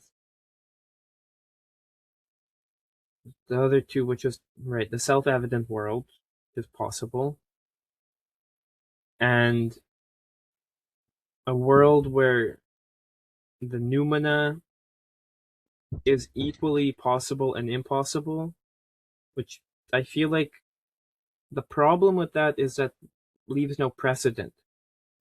I think this is the issue I'm having with your argument, which doesn't invalidate it. It's just my issue with it, which is that there's no precedent. If true philosophy is departed, possibly fully departed and completely unknowable, and doesn't follow logic and human understanding, then there's no precedent for it. For some reason, I forget what the word precedent means. I Did you mean, find that? it could be that I'm using it wrong, but what I mean, there's no, it's not applicable. There's no, because it's unknowable, it's sort of,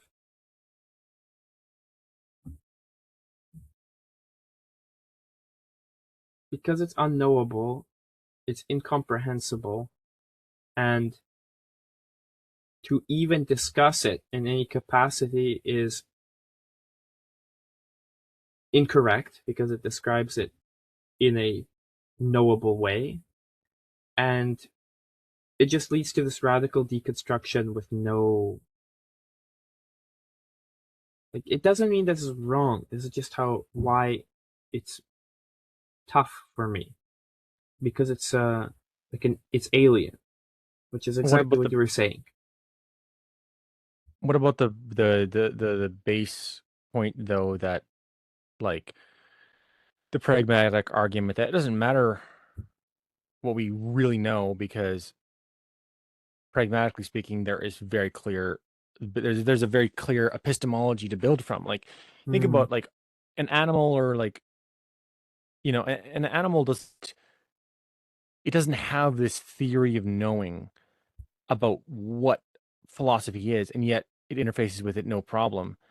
And so, like, I don't see why there is this precedent for knowing, like, demonstrably what things actually are at any point, um in any way that, like, necessarily that's necessary, because we see Mm. things that don't have that deep knowing. Only, only because if you don't, you die. Well, so then you would say that, like, a bear in the woods knows base reality at the deepest level, because, like, it has a you know when it attacks a deer, it knows that that's actually a deer. Right, because if it doesn't, it will starve or But whatnot. yeah, but That's the then that's this the bear only goes. that's like the precedent is life. That's what I mean. Um, we can apply logical principles because if you don't, you will die, and that's doesn't mean Yeah, that but an illogical world is false, but that's kind of all we have. yeah, oh, I agree with that. Right. Yeah, you're saying, like, that's the only, like, if we don't apply the logical principles, Right. then there's nothing we can do in the world. Yeah, that's 100% true. Yeah. Um,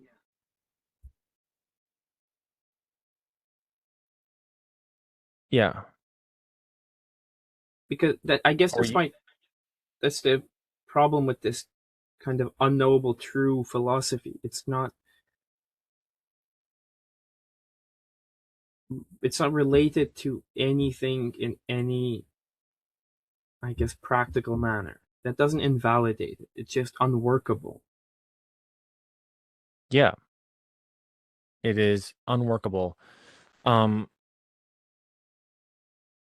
m- and I wonder why. So like what we've what we have is we okay, I don't know, my internet just cut out Oh, for a moment. I think I'm oh, back now. okay. Okay, so I'm trying to understand. It feels like you're expressing a dissatisfaction with the framework. So what we have is Mhm. we have a building block, which is that even if we don't demonstrably, philosophically, epistemologically know that things are outside of the human experience, it's enough that it's just the human experience because that's an entirely rational starting point to build our entire philosophy from. And you're saying, okay, Mhm. well, I don't particularly like that there is this that you're outlining this category of things that are the unknowable. And just to be Yeah. clear, the unknowable isn't probably it's not to say that we certainly don't know what it is. We just can't know that we know, or we might know what it is. We don't know that we don't know. And so then I'm wondering what's your issue with this sort of unknown as such, because we do have a foundation to build from anyways. Um, my understanding was that our foundation is not applicable to the unknowable. Yeah, it's not it's applicable to us, but not to the unknowable. Right. So that's my issue. But then if you were to suppose the opposite, that our foundation of what we know is applicable to the unknown as such, that feels like it would be making the mistake of grandiose hubris, where like the Dunning-Kruger thing. It's a common idea in wisdom that the person who assumes they know when they don't know is making the biggest mistake of all. The Mm. right. So like to sort of presuppose that that everything outside of humans also conforms to what we know right now. Like, think about like way back in the early days of people. Like if a person, an early Stone Age person, just barely able to say words, told you, like, I know deep things about philosophy, you'd go, we haven't even like if they said like I know everything about like what my understanding of the world is is what is. You'd go, no, no, no, no, no. We haven't even gotten to the ancient Greeks yet. Like there's things about ontology that we haven't even conceptualized. There's no way that you know it. And so like to presuppose that what we know right now maps directly onto everything and there's no sort of unknown as such seems like a wild conclusion. That's not what I would want to propose as the alternative. Um, you're correct. That's hubris to the grandiose level. Um, I guess I would more suggest that um, not that we do know, but that we can. That's within capability, and that if you apply the transjectivity lens, then it won't be just our human. It's not that our human limited capacity is applicable everywhere, but that the real world will inform our human understanding. It will increase it. So if we encountered, let's say, that A is not A is A and not A at the same time, somewhere in the world, that would falsify logic, but it would inform human understanding. That human understanding isn't this a limited thing as Kant viewed it. You're born with a limited capacity of understanding. That it's in that relationship. What did you mean by applying the transjective That I mean framework? that our logic is not a, you're not born with it intrinsically in a void.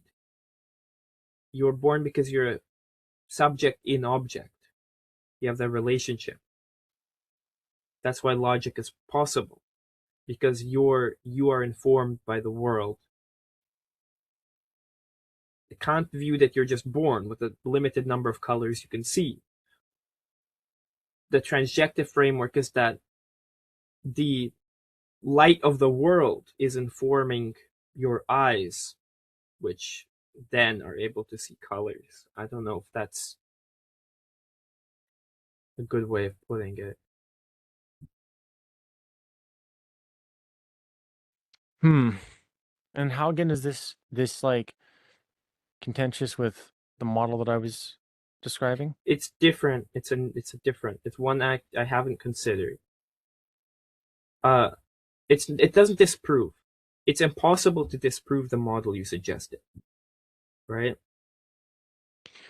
Yeah, I mean, so like I feel like if I'm understanding what you're saying, I just have um emphatic reservations about saying something is the way it is without showing it. And I would rather leave it in the category of we don't know. So, eh, like you were saying, what the humans can when we learn things that informs us about the world and allows us to make stronger decisions. And I would just say that is the only reasonable thing that we can do. Mm-hmm. It think about this isn't even that difficult of a thought experiment, but think about somebody in a dream. Somebody in a dream, if they were to think like, well, the more I know, the better it gets. Dreams are elusive. You learn something and then maybe it actually never applies to anything you need to know. Like you learn this whole like system of like how the tree is the house, and you're like, oh, that is now I'm knowing more. It's like, oh, actually no. Like, there's it's not even that far away, this sort of dreamscape place where it feels like knowledge doesn't even lead to that. So like I guess what I'm saying is like I'm very, very good with hypothetical possibilities. This is the way it could be. And then I am very, very strict about, well, let's not say that that is exactly the way it is. Absolutely, unless we have proof. Having said that though, like, you know, what you were saying was in response to the unknown as such, but like, you know, the only thing that we can do is conclude that what we learn about reality informs us about, like, it allows us to Yeah. engage with reality more. That's the only thing we can conclude. But you were saying that kind of like in response to me proposing the unknown as such, as like, well, if there is this category of elusive things which can never be pinned down, how does that help us in the knowable? Hmm. And um I I maybe I think the category of the unknown as such helps us in the knowable because it helps us to not incorrectly make conclusions about the knowable, and leave our minds open to, because the of course the big mistake that a person would make is to solidly conclude something when in reality it's not real, and that limits their possibility to see reality. My my issue, I guess, is not with the issue of the unknown. It's categorizing it as unknowable. Yeah, but like very, very clear and careful distinction here, though. I'm not saying that like it's a weird thing where the definition you almost have to go like you have to like create a Zen koan to try to crack it because it's Mm-hmm. like I'm not saying that everything in reality is unknowable. Mm-hmm. Not saying that at all. I'm just saying that we can't necessarily prove that everything is knowable. Big Right. difference between being able to prove it and like it actually is unknowable. Because if I were to say there are things in reality which are unknowable, it's like, how would I even have that idea? Like that's I'm I'm sort of taking a position of God and saying like I know so much that I can conclude that, but I'm not saying I can conclude that. I'm just saying we just can't prove. So so it could be the case that what we think is real is actually like truly real, and like logic is universal. Logic exists everywhere. That could be the case. We just can't prove it. Right.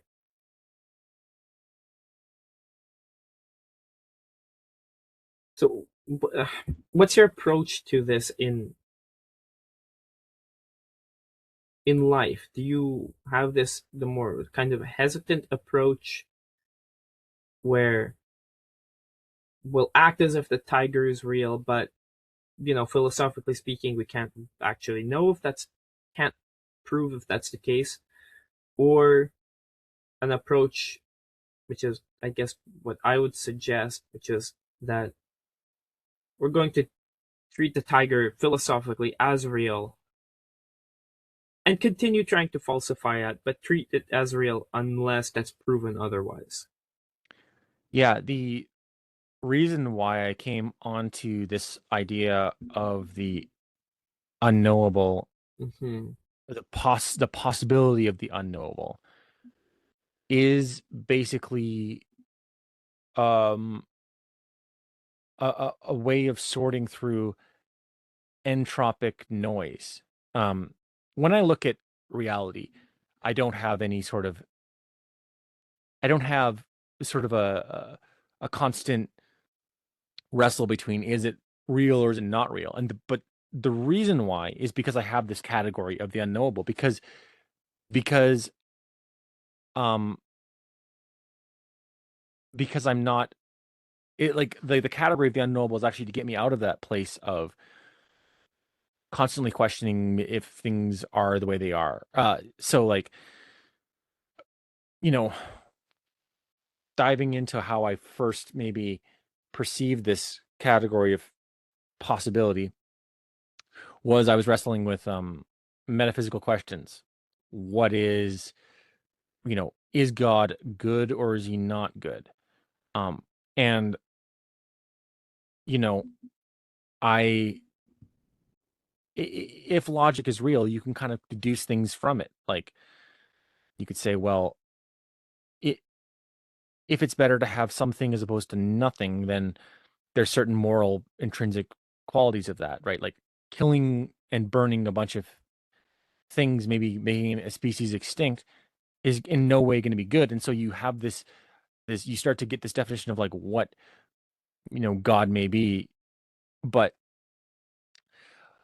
but the problem is that when attacked, you can attack the very base of this because you go, yeah, but logic itself, we can't prove that that's real. And so it's like it's like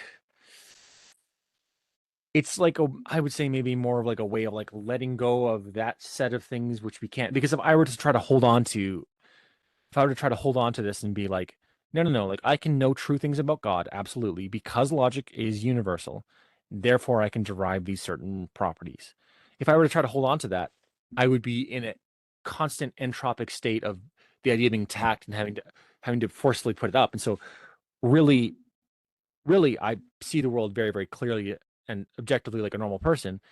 But in my personal philosophy, some of my ideas have gotten to the point where if I were to try to hold on to this idea of everything being knowable, I would simply constantly being expending energy to try to hold that idea because it just can't be held. Because in order to say something's knowable, you have to prove it. You have to back it up somehow. And that backup chain, it goes down to the place where you don't have anything else to then rely on. Everything is good until you get to logic, right? Everything uses logic, science. You go, well, this logically follows, and this logically follows. Everything goes there, but then logic itself, you can't go under that sort of. Okay. And to clarify, logic itself in relation to like being outside of the human experience. Mm. Because it's reasonable enough to just say logic is the only thing we can do. That's Right. so yeah. So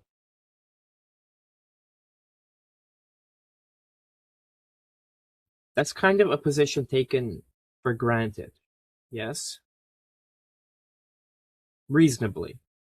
But for it's it's not provable, right? It's taken for granted. What do you mean? Like you're taking it as an axiom, right?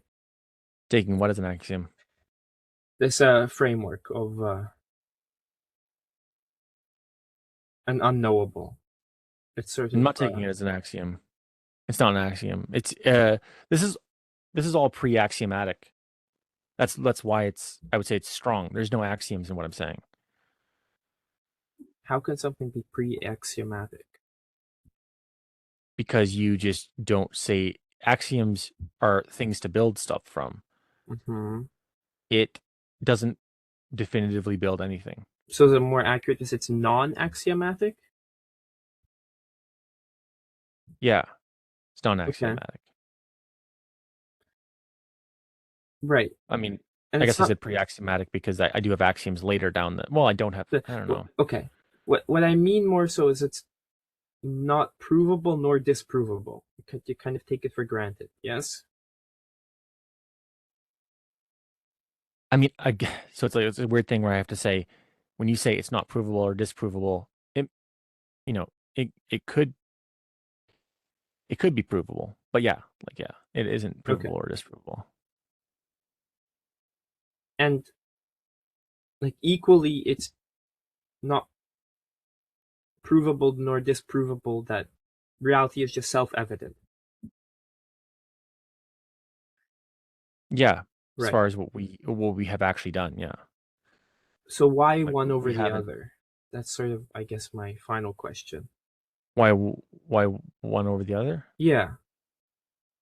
Why one what over the other what?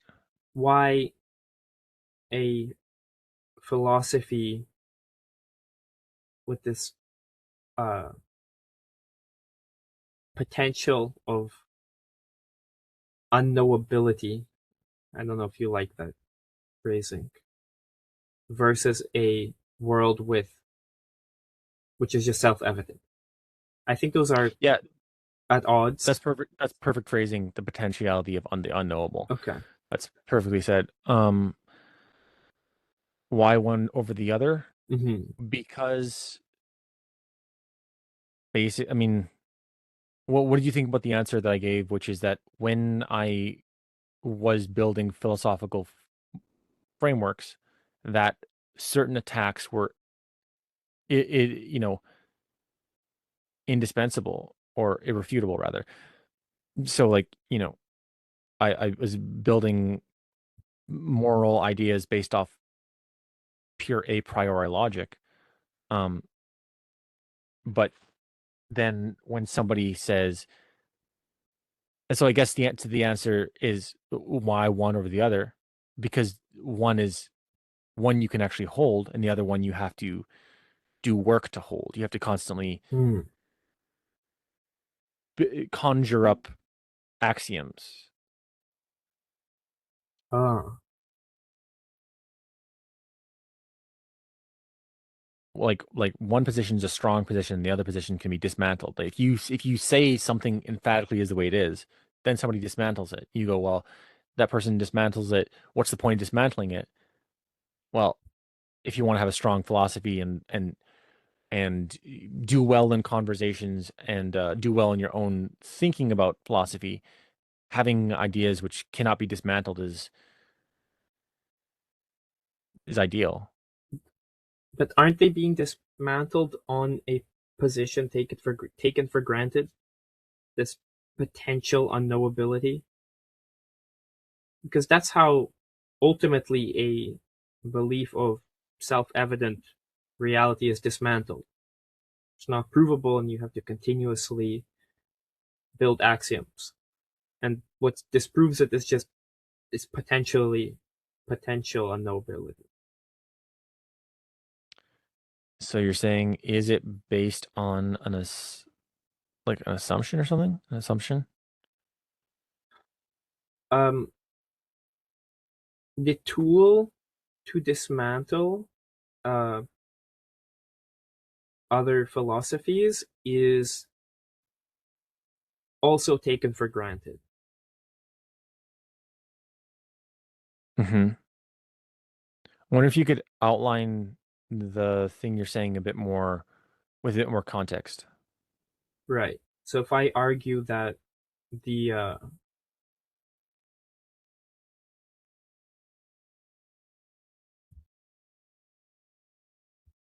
hmm,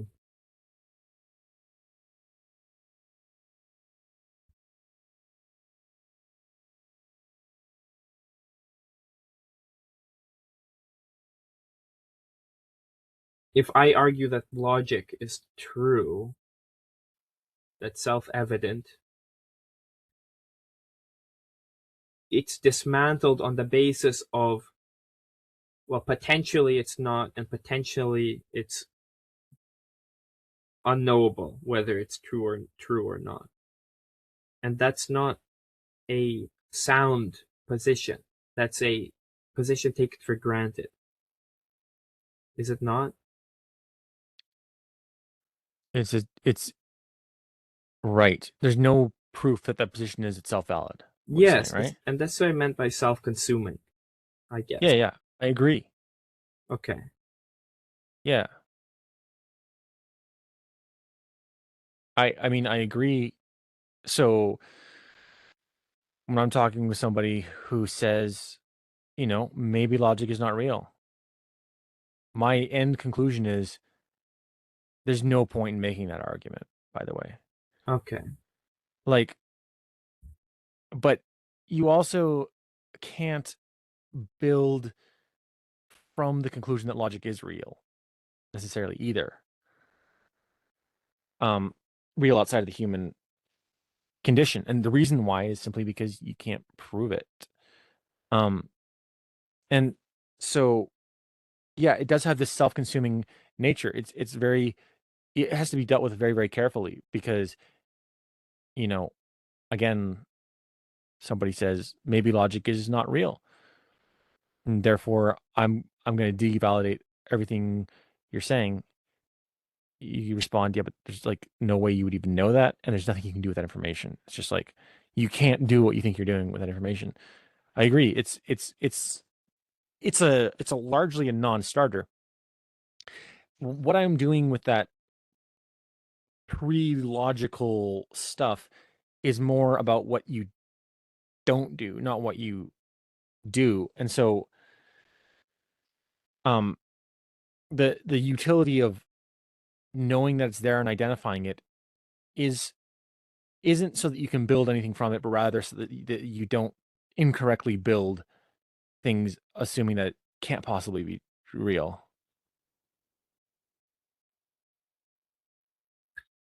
Um,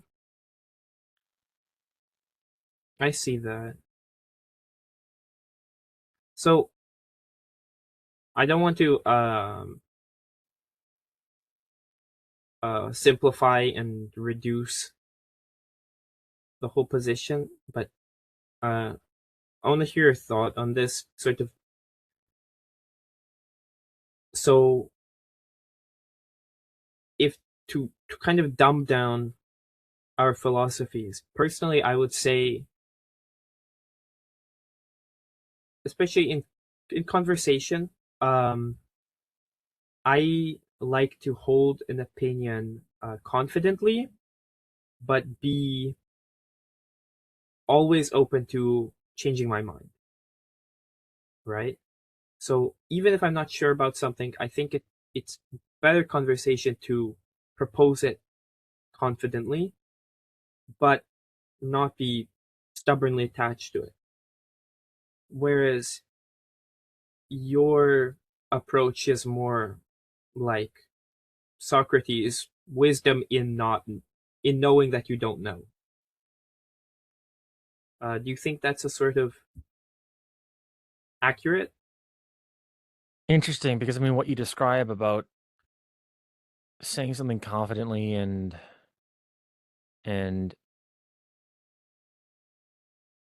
that's interesting because confidence is actually sort of a social dynamic. That's a good point. Um, because like if you're in the world and you're just acting, right? There's no people. I would say there wouldn't be anything. I guess so. Like you're climbing a tree and you're like hesitantly doing it because you don't want it to break and you don't want to fall off. So you could say confidence is also not necessarily a social dynamic. It's Right. it's a it's a way that we interface with the world. If we're like more hesitant and more careful. But I mean, weirdly, I would say that carefully climbing a tree is sort of confident in its own way because you're confidently choosing to hesitantly walk on the tree. Right. So that like idea of confidence is it's an interesting one that way because I don't feel not confident when I test ice slowly as opposed to jumping onto Right. it because I feel this confidence in my own worldview. I'm like I'm going, I know ice well enough that I'm trusting myself to sort of make the conclusion. I'm wondering what the essence of what you're saying about what I'm proposing is because um I'm not really also advocating for the Socratic, I Okay. would say, false humility of like always questioning and always reducing. I'm I'm putting forth those set of things which I found in in unable to avoid being reduced. There's like a set of things which you just cannot avoid reducing, and then there's a set of those things which there seems to be this solid and platform you can build from. Um, because there's a very clear sort of two set of things. There's those things which reduce and cannot stop being reduced, and then there's the set of things which, you know, after you've done all those reductions, you still have something left, and then from that you can build everything, kind of. Hmm. And I I think wonder what that's. your Oh, uh, you first. yeah, I wonder, if you could maybe describe what your motivation is or your feeling about this, this, why it's important to you. Because I feel like, it feels like that you're authentically talking from a place of actual it mattering to you to some Hmm. degree. So like, are there like in what I'm saying, are there implications that you go like, I don't like where this goes. Or is it like maybe a deep sense of feeling like it's incongruent or something? Uh, the former, that it feels like I don't like where it goes. Um, it feels almost like a trap that's neither provable nor disprovable, and that applies to a lot of philosophy, right? You take things for granted, but I don't know, something feels off about this one because it's this leads to radical deconstruction, which But when you say that though, you don't find the idea of being able to build off of what pragmatically works convincing? Because you say radical deconstruction, but there's also this radical foundational part of it, and maybe I haven't outlined it clearly enough, but you know, you deconstruct logic, you say we don't know if it's true, but then you respond, it's the only thing we can do, and so literally everything we think should be based on logic. Um, and so there is this solid foundation part of it, but you don't view that as strong enough.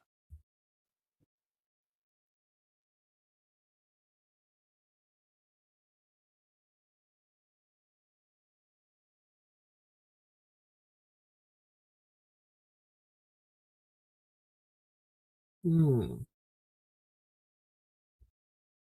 No, that's interesting. I think I'm gonna have to chew on that. Um, yeah, I'm gonna have to think about that. It's very interesting. I'm having thoughts about it, but I'm not sure how to phrase it. I think I want to Hmm. think about it. Do you want to wrap up, end on something? Sure. Yeah. Um, yeah, I mean, one thing I appreciate is how like hyper sort of in tune with the